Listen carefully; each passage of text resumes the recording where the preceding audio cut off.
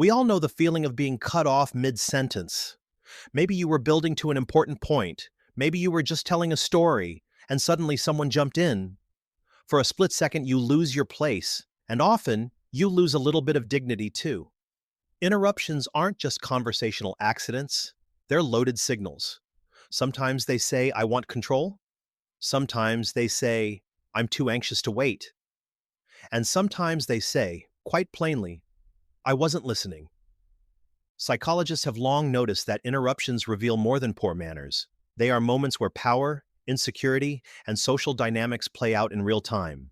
The boss who speaks over an employee isn't just eager to get to the point, they're reinforcing a hierarchy. The friend who blurts out their own thought before you finish isn't necessarily selfish, they may be fighting a current of anxiety. And the partner who cuts in during arguments may be trying to steer away from discomfort more than trying to dismiss you. Even the meaning of an interruption isn't universal. In some cultures, overlapping talk signals warmth, enthusiasm, and connection, while in others it feels like trampling someone's voice.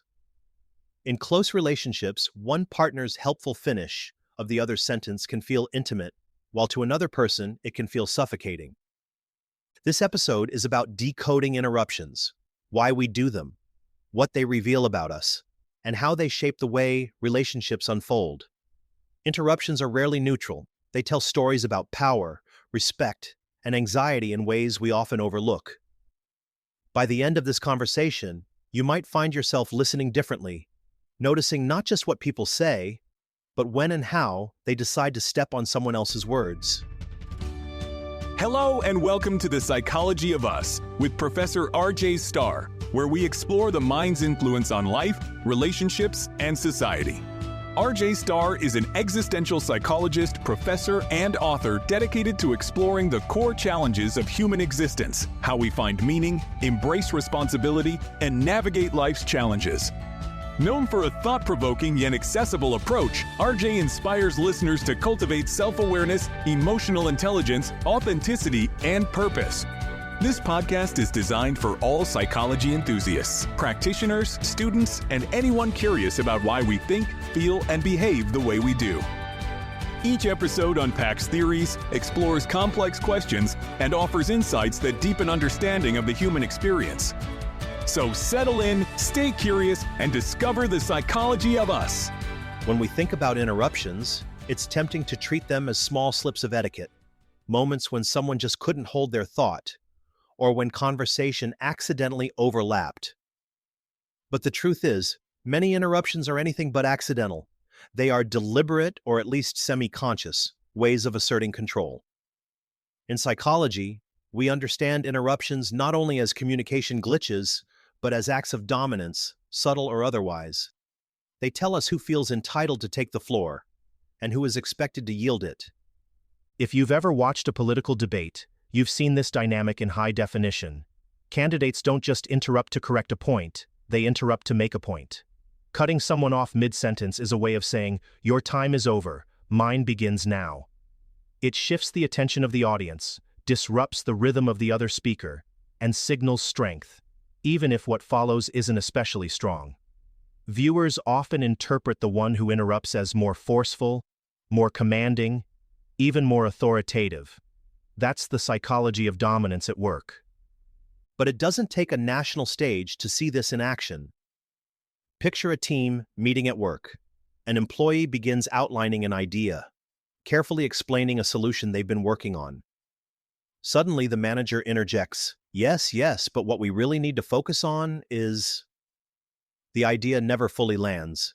The interruption serves two purposes. It reclaims authority for the manager, and it sends a message to the group that the flow of conversation is not democratic. The manager's words matter more, even if the employee's contribution was valuable. Interruptions like this are not neutral. They structure power in conversation. And research backs this up. Linguists and psychologists have studied interruption patterns for decades, and a consistent finding is that people with higher perceived status interrupt more often and are interrupted less. This doesn't just reflect personality quirks, it reflects social hierarchies. Who interrupts whom, and who accepts being interrupted, maps almost perfectly onto power structures we already know exist in the room. Gender is one of the most striking examples. Studies show that men interrupt women far more often than the reverse, particularly in professional or mixed gender settings. Sometimes those interruptions are supportive, meaning they overlap to agree or reinforce what's being said. But often they are competitive, meaning they redirect the conversation away from the original speaker. The outcome is predictable. Women's voices are literally cut short, their contributions minimized. Even if the interrupter didn't consciously mean to dismiss them, the effect is cumulative. Over time, repeated interruptions erode authority, confidence, and willingness to speak up.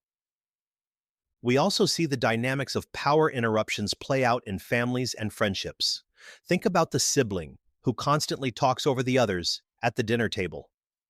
On the surface, it might look like simple sibling rivalry. Underneath, it's the rehearsal of power dynamics that often carry into adulthood. Or consider the friend who dominates every conversation by cutting in with their own stories. They may not view it as disrespect, but for the rest of the group, it can feel like a constant battle for airtime. These aren't just quirks of personality, they are patterns of interaction that reveal who feels entitled to speak and who gets forced into silence. It's important to note that not all interruptions are designed to overpower. Sometimes people jump in because they are enthusiastic, or because they think finishing your sentence is a form of connection. But when interruptions consistently silence certain voices, especially along lines of gender, race, or workplace hierarchy, the message is unmistakable. Your time is less valuable, your contribution less necessary. This is why interruptions can sting so deeply, even when the interrupter insists they didn't mean anything by it. Our nervous systems pick up on the subtext. Being cut off feels like being cut down. Psychologists often compare conversational interruptions to nonverbal dominance behaviors, like invading someone's personal space or using a louder than necessary voice. All are ways of taking control of the shared environment. Interruptions collapse the space of conversation. They deny the other person the right to finish a thought and, in doing so, reposition the hierarchy between speakers. So when we ask, why do people interrupt? One clear answer is power. To cut someone off is to elevate one's own voice above theirs. And while we may excuse it in moments of excitement or urgency, the larger pattern often reveals itself if we pay attention. Who interrupts? Who gets interrupted? Who speaks without fear of being silenced? And who waits only to be overridden? Those questions take us beyond etiquette and into the psychology of dominance itself. Interruptions, in other words, are not simply about words colliding. They are about people colliding, with status and hierarchy echoing through every overlap. And if you listen carefully, you'll notice, in almost every group, the interruptions trace the lines of power already written into the room. Not every interruption is a power move. Sometimes we interrupt not because we want control, but because we're afraid of losing it. At the core of many interruptions is not dominance, but anxiety. A restless need to jump in, to get the words out before they slip away, to close the gap of silence that feels too heavy to hold. When seen through this lens, interruptions aren't so much acts of aggression as they are acts of self-preservation. Imagine you're in a conversation and a thought flashes across your mind. You know it's relevant. You know it might disappear if you don't share it right away. The temptation to blurt it out is strong. That urgency is often less about disrespecting the other person and more about managing the anxiety of holding on to something fragile. Psychologists have long studied this tendency. Working memory is limited, and for people who are especially anxious, the fear of losing a thought creates pressure to speak quickly, even if it means cutting in. There's also the anxiety of silence. For some, quiet moments in conversation feel uncomfortable or threatening. A pause might feel like dead air that needs to be filled, a social vacuum that demands a response. In these moments, interruptions aren't about overriding another person, they're about rescuing oneself from the tension of stillness. This is common in people with social anxiety or high levels of nervous energy. The interruption functions as a coping mechanism. If I keep talking, Maybe I won't feel the discomfort of the pause. Another form of anxiety-driven interruption comes from the fear of being misunderstood. Some people jump in because they feel the speaker is veering off course or not capturing the nuance they think is important. The interruption becomes a way to correct, clarify, or redirect before things go too far. Underneath is the worry. If I let this play out, I might lose the chance to make my point clear. It's less about controlling the other person and more about managing the stress of potential miscommunication. We can also look at the racing mind phenomenon. People with higher baseline anxiety often report that their thoughts feel like a flood. In conversations, that flood collides with the slower pace of spoken language. The mismatch creates impatience.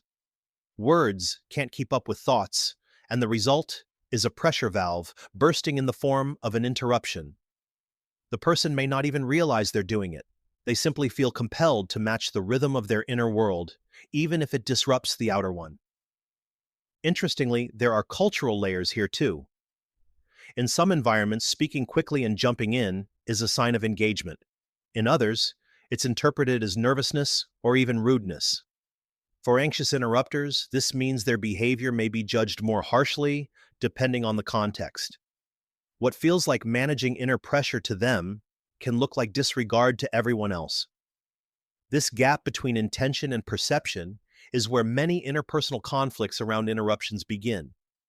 Anxiety-based interruptions can also be traced back to early relational patterns. A child who grows up in a household where speaking opportunities were scarce, or where they had to compete for attention, may develop the habit of jumping in before someone else takes over.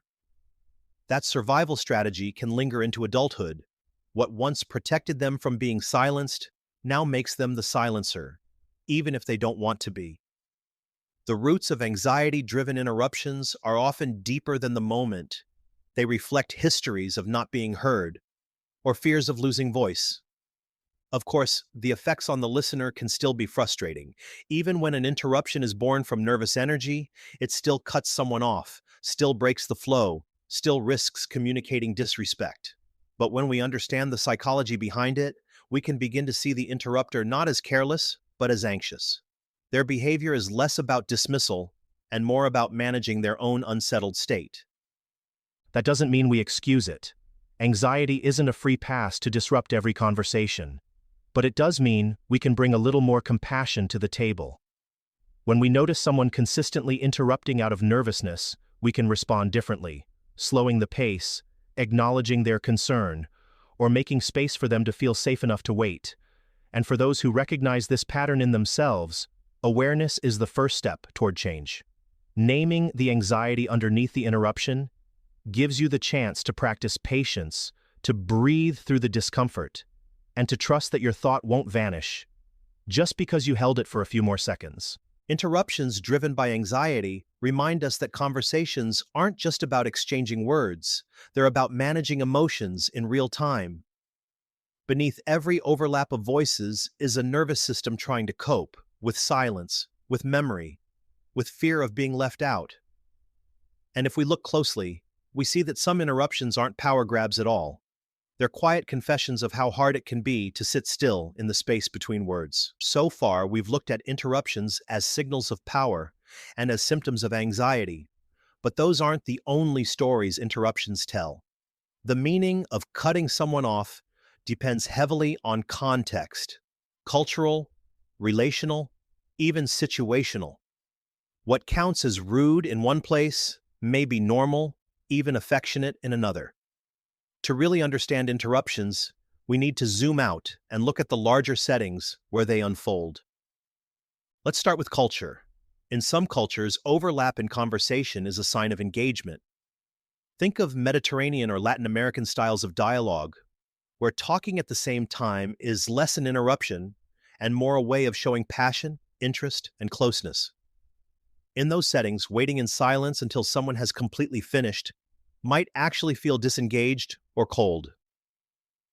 By contrast, in many Northern European or North American contexts, interrupting is often read as disrespectful. Politeness norms demand clear turn-taking, and stepping on someone else's words is seen as breaking the rules of civility. The very same behavior, talking over someone, can communicate warmth in one culture and rudeness in another. These cultural expectations shape how we hear interruptions in daily life. A person raised in a high engagement culture might move to a workplace dominated by turn-taking norms and suddenly be labeled as pushy or impatient. Meanwhile, someone raised to carefully wait their turn might feel invisible or left behind in a conversation where everyone talks at once. The friction isn't just about personality, it's about cultural codes colliding in real time. Relationships add another layer. Consider romantic partnerships. For some couples, finishing each other's sentences feels intimate. It signals, "I know you so well that I can anticipate your words." For others, the same act feels suffocating, as though their voice is being hijacked. The difference lies in the emotional culture of the relationship. Do both partners interpret the interruption as closeness, or does one see it as silencing? Small acts of overlap can either reinforce intimacy or deepen resentment, depending on the shared meaning behind them. Friendships show similar patterns. In some groups, interruptions are part of the rhythm of belonging. Friends cut each other off with jokes, corrections, or enthusiastic agreement, and no one feels dismissed. In other groups, one person who constantly interrupts risks being seen as self-absorbed. The same behavior, jumping in mid-sentence, can either be playful bonding or a sign of disregard, depending on the norms of the group. There's also the role of gender and identity in how interruptions are judged. We talked earlier about research showing men interrupt women more often than the reverse. But just as important is how those interruptions are interpreted. A man who cuts someone off may be read as confident. A woman who interrupts may be judged as aggressive. These double standards mean that not only who interrupts, but how the interruption is received, is tied to social identity. That creates uneven consequences. Some people are socially rewarded for behaviors that others are punished for. Even within the same relationship, context matters. A partner may tolerate playful interruptions in casual storytelling, but feel deeply undermined if they're cut off during a conflict. A colleague may accept a quick interjection in brainstorming sessions, but resent being silenced during formal presentations. The line between harmless and harmful is fluid, shifting depending on setting, tone, and shared expectations. Psychologists often frame this in terms of conversational contracts. Every relationship, every cultural group has implicit rules about how speaking turns are managed. Interruptions either violate or fulfill those contracts. If the contract says overlap equals connection, an interruption can feel affirming. If the contract says turn-taking equals respect, the same overlap feels like an insult. The key isn't the act itself, it's the agreement, spoken or unspoken, that gives it meaning. What makes interruptions fascinating is that they reveal those hidden agreements. They show us how groups define respect, how couples define intimacy, and how cultures define civility. When someone reacts strongly to being cut off, it's rarely just about the lost sentence. It's about the broken contract, the sense that the shared understanding of how we treat each other was violated. So when we notice interruptions in our own lives, it's worth asking, what contract is being enforced here? Is this about dominance, about anxiety, or about the culture of our relationship? Are we misinterpreting warmth as rudeness or politeness as distance? Interruptions, more than almost any other conversational habit, remind us that communication is never just about words. It's about the social scripts we're all playing by, even if we don't realize it. By now, we've seen that interruptions can come from very different places. Sometimes they're about power, sometimes about anxiety, sometimes about cultural or relational context. But whatever the cause, the effect on the person being interrupted is usually the same. They've lost their voice, at least for a moment. And if it happens often enough, the damage can go deeper. Interruptions, repeated over time, chip away at trust. They can leave people feeling disregarded, invisible, or unimportant. That's why repair and reflection matter so much. Think about what it feels like to be interrupted. For many people, there's an instant flash of frustration. You were halfway through making your point, and suddenly the ground is pulled out from under you. In close relationships, this can trigger not just annoyance, but hurt. A partner who constantly cuts you off may feel like they don't value your perspective. A friend who interrupts every story might leave you wondering if they're more interested in themselves than in you. In workplaces, the cost can be even higher. Employees who are consistently interrupted in meetings often disengage, stop offering ideas, and sometimes even leave the organization altogether. The interruption doesn't just silence one sentence, it silences future contributions. So, what can we do about it? The first step is awareness. Interruptions happen quickly, often before we even realize we've spoken over someone. That's why catching ourselves in the act is so important. Simply noticing, I just cut them off, can shift the dynamic. And in that moment, repair is possible. Something as simple as saying, sorry, please finish your thought, reopens the space that was taken away. It signals respect and helps rebuild the conversational contract. Repair also means listening differently. Many people interrupt not out of malice, but out of habit. They're used to conversations where talking over each other feels normal, or they've never been challenged to notice the effect it has on others. Training ourselves to pause, to let silence exist for a beat longer than feels comfortable, can make a big difference. That pause is often where trust grows, because it shows the other person that their words matter enough to wait for. For those who are frequently interrupted, reflection can help too. It's easy to take interruptions personally, but not all of them are meant as dismissal. Recognizing the difference between a power move and an anxious outburst can help us respond with more precision. Instead of shutting down or lashing out, we might say, I'd like to finish this thought, or hold that idea, let me wrap this up. These phrases reassert space without escalating conflict. They remind the interrupter that conversation is shared ground, not a race. There's also value in examining our own history with interruptions. Some people are highly sensitive to being cut off because they grew up in environments where their voice was rarely respected. For them, even small interruptions feel like large betrayals. Others grew up in loud, overlapping households and may barely notice when it happens. Reflection means asking, why does this interruption sting so much for me? What story about respect or value is it touching? When we understand our own sensitivity, we can engage interruptions with more clarity rather than reacting automatically. Repair goes beyond the individual level too. Organizations, classrooms, and even families can create explicit norms around turn-taking. Meetings where people are constantly interrupted rarely produce the best ideas. Teachers who allow one student to dominate discourage the quieter ones. Families where voices are stepped on lose opportunities to hear each other fully. Setting norms, whether it's raising hands, timing contributions, or simply modeling patience, creates environments where interruptions are minimized and everyone feels heard. Ultimately, the psychology of repair isn't about eliminating interruptions altogether. That's unrealistic. They will always happen. What matters is what we do after. Do we double down, insisting our point was more important? Or do we make space for the person we cut off? Do we allow resentment to build? Or do we clarify the contract and move forward? These small decisions shape the trust and respect that every relationship depends on. Interruptions will always carry weight because they're not just about words colliding, they're about people colliding. But with awareness, reflection, and repair, we can soften their impact.